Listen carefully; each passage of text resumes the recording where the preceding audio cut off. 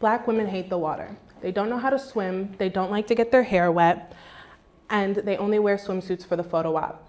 These are stereotypes about Black women in the water. But what if I told you that not only do Black women obviously swim, but there's a rising number of Black American women who surf.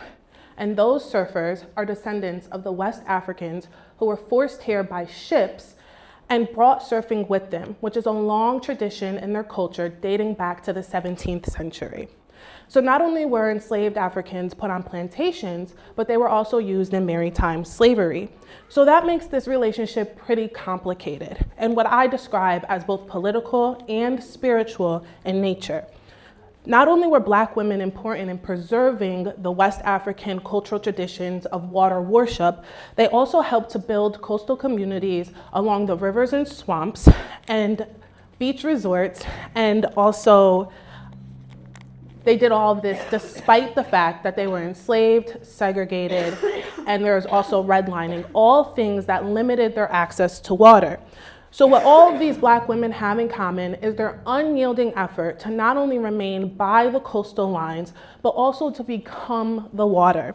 Becoming the water is a hydrofeminist theory by Astrida Namanis, who believes that in the feminist movement, it's important for us to embody characteristics of the water. However, she focuses on the ocean. I argue that Black women don't have the luxury to become the ocean because the ocean has been a place of pain and terror for them. Therefore, Hook says that we as Black women have to make our home place away from the scariest apex predator alive, the white man.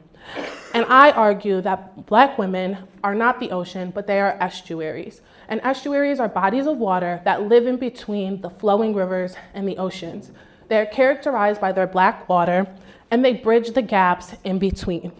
And I argue that Black surfers, Black women who surf, are bridging the gaps in between.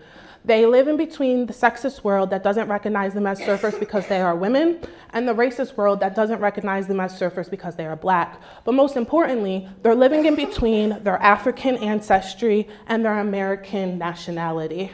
But nonetheless, they use mentorship, community, and activism on these coastal lines, and not only have they made it their home place, but they have become estuaries.